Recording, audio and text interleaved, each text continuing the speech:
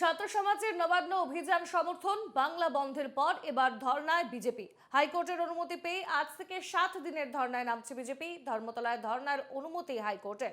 আরজিকর কাণ্ডে দোষীদের শাস্তির দাবিতে এই ধর্না।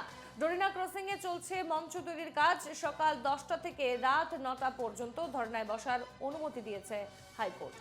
আপনাদের জানিয়ে রাখি, গতকালই ছিল বাংলা বন্ধ এবং তার আগের দিন আমরা দেখেছি ছাত্র সমাজের নবান্ন অভিযান ছিল আরজিকর কাণ্ডের প্রতিবাদে এবং আজ ধর্নায় নামতে চলেছে বিজেপি। 7 দিনের এই ধর্না বিজেপির হাইকোর্টের থেকে অনুমতি পেয়েই 7 দিনের ধর্নায় নামতে চলেছে বিজেপির কর্মীরা এবং ধর্মতলার হবে এই ধর্না এবং ধর্মতলার যে ডরিনা ক্রসিং সেখানে চলছে মঞ্চ তৈরির কাজ। সকাল 10টা থেকে রাত 9টা পর্যন্ত ধর্নায় বসার অনুমতি দিয়েছে হাইকোর্ট। অন্যদিকে আমরা আপনাদের জানাবো যে গতকাল রাতেই ধর্মতলা যান বিজেপির শীর্ষ নেতারা। রাতে ধর্ণা মঞ্চ তৈরিতে পুলিশি বাধার অভিযোগ।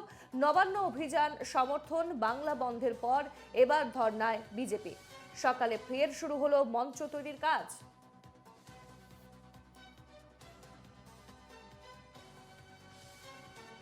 আমাদের সঙ্গে এই মুহূর্তে সরাসরি রয়েছেন প্রতিনিধি দীপঙ্কর মণ্ডল। দীপঙ্কর, গতকাল রাতে প্রথমেই কিন্তু আমরা যেমনটা জানতে পেরেছি বিজেপির শীর্ষ নেতা মন্ত্রীরা সেখানে গিয়ে উপস্থিত হয়েছিলেন ডরিনা ক্রসিং এ, যেখানে আজ সকালে মঞ্চ তৈরির কাজ চলছে, কিন্তু গতকাল রাতে সেখানে পুলিশ বাধা দিয়েছিল বলে অভিযোগ। যদিও হাইকোর্টের অনুমতি সাপেক্ষেই কিন্তু 7 দিনের এই ধর্ণা কর্মসূচি।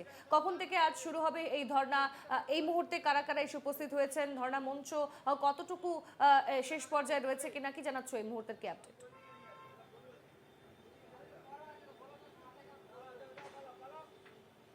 দেখো স্বর্ণালী, কলকাতা হাইকোর্টের অনুমতি নিয়ে 7 দিনের ধর্ণা অবস্থান শুরু হয়ে গিয়েছে। এখনো পর্যন্ত কোনো নেতা বা নেত্রীকে আমরা দেখতে পাচ্ছি না। এখনো পর্যন্ত যে সাউন্ড সিস্টেম সেটা এখনো চালু হয়নি। তবে ধর্ণা মঞ্চের ছবি আমাদের ভিডিও জার্নালিস্ট দীপঙ্কর দেখাচ্ছে। তুমি দেখো, রাজ্যের মহিলাদের উপর ক্রমাগত অত্যাচার এবং আরজিকর হাসপাতালের নির্যাতিতার বিচারের দাবিতে পশ্চিমবঙ্গ বিজেপির যে ধর্ণা অবস্থান সেটা আজ থেকে শুরু হয়েছে এবং এই ধর্ণা কিন্তু টানা 7 দিন ধরে চলবে। টানা 7 দিন ধরে ধর্ণা চলবে। আজ ধর্মতলার ডরিনা ক্রসিংয়ে ধর্ণা মঞ্চে ইতিমধ্যেই কিন্তু বসে পড়েছেন বেশ কয়েকজন।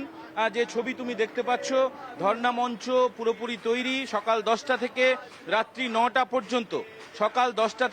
9টা পর্যন্ত কলকাতা হাইকোর্টের অনুমতি নিয়ে ধর্মতলায় একদম শহরের প্রাণকেন্দ্রে অর্থাৎ হার্ট অফ দ্য সিটিতে এই ধর্ণা মঞ্চ শুরু হয়েছে।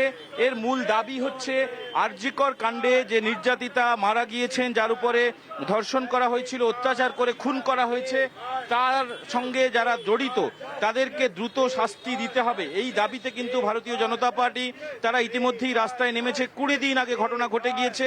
গত 20 দিন ধরে বিভিন্ন গণসংগঠন, বিভিন্ন চিকিৎসকদের সংগঠন, সমস্ত পেশার সমস্ত মানুষ তারা কিন্তু রাস্তায় নেমেছেন এবং মিছিল করছেন। আজও কংগ্রেসের একটি মিছিল হবে, চিকিৎসকদের মিছিল হবে, বিভিন্ন সংগঠনের মিছিল হবে এবং এর পাশাপাশি বিরোধীরা রাস্তায় নেমেছেন। বিজেপিকে আমরা দেখেছি রাস্তায় নেমেছেন। আপনাদের মূল দাবি কি? দেখুন, আমাদের মূল দাবি হচ্ছে মুখ্যমন্ত্রীর পদত্যাগ।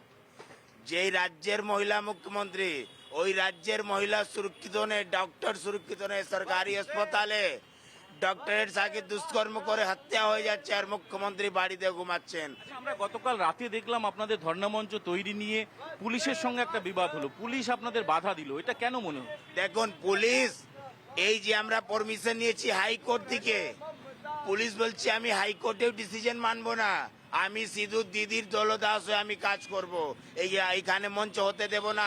আমরা হাইকোর্ট থেকে পারমিশন নিয়েছি। 7 দিন ধরে আপনারা ধর্নার অনুমতি পেয়েছেন হাইকোর্ট থেকে।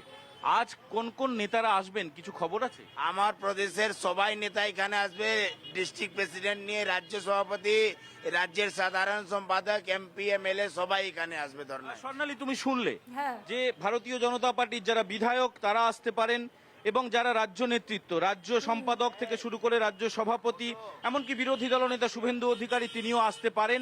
তবে 7 দিনের কর্মসূচিতে ভাগ ভাগ করে, যেমন মহিলা কমিশনের একটি কর্মসূচি নিয়েছে ভারতীয় জনতা পার্টি, তাদের মহিলা যারা নেতৃত্ব, যারা মহিলা মোর্চা, তারা আজ মহিলা কমিশনে যাবেন এবং মহিলা কমিশনেও কিন্তু তারা নিন্দা জানাবেন এবং মহিলা কমিশন ঘেরাও করবেন।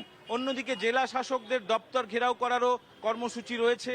জেলায় জেলায় সেই কর্মসূচি, মণ্ডল স্তরে অর্থাৎ একদম তৃণমূল স্তরে নেমে গিয়ে পাড়ায় পাড়ায় প্রতিবাদ কর্মসূচি নেওয়া হবে, এমনটা কিন্তু ঘোষণা করেছেন বিজেপির রাজ্য সভাপতি সুকান্ত মজুমদার। অন্যদিকে বিরোধী দলনেতা শুভেন্দু অধিকারী তিনিও কিন্তু একাধিক কর্মসূচির কথা ঘোষণা করেছেন।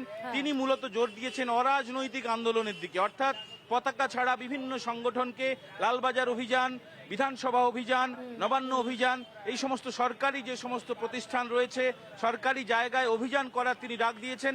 একদিকে যেমন শুভেন্দু অধিকারী অরাজনৈতিকভাবে আন্দোলন করার ডাক দিচ্ছেন, অন্যদিকে সুকান্ত মজুমদার তিনি দলের পতাকা নিয়ে এরকম করে ধর্ণা মঞ্চে এবং রাস্তায় প্রতিবাদ মিছিলের মাধ্যমে যাতে আরজিকর কাণ্ডের নির্যাতিতা দ্রুত শাস্তি পান, এবং এই দ্রুত শাস্তির দাবি কিন্তু সমস্ত দলই করছে। রাজ্যের শাসক দল যেমন প্রতিবাদ করছে, তেমনি রাজ্যের শাসক দলের যারা বিরোধী, যারা সিপিআইএম, বিজেপি, কংগ্রেস, তারা তো বটেই, বিভিন্ন গণসংগঠনকে আমরা দেখছি রাস্তায় নেমে প্রতিবাদ করতে। চিকিৎসকরা তাদের কর্মবিরতি অব্যাহত রেখেছেন। জুনিয়র ডাক্তাররা জানিয়েছেন যতদিন না পর্যন্ত নির্যাতিতার এই তদন্ত শেষ হয়, যতদিন না আরজিকর কাণ্ডে দোষীরা শাস্তি পায়, ততদিন পর্যন্ত এই আন্দোলন চলবে। আন্দোলনের ফর্ম কি হবে সেটা নিয়ে তারা পরে আলোচনা করবেন। আপাতত কর্মবিরতি চলছে এবং এই মুহূর্তে এখন থেকে শুরু করে টানা 7 দিন ধরে ধর্ণা চলবে ধর্মতলায়। এর আগে বিজেপি শ্যামবাজারে ধর্ণা করেছে, গতকালই 12 ঘন্টার বন্ধ ডেকেছিল বিজেপি, এবং এই টানা কর্মসূচির মাধ্যমে রাজ্য সরকারকে চাপে রাখাই যে তাদের কৌশল তা বলাই বাহুল্য। স্বর্ণালী, একেবারে আমাদেরও নজর থাকবে সেদিকে। ধন্যবাদ দীপঙ্কর।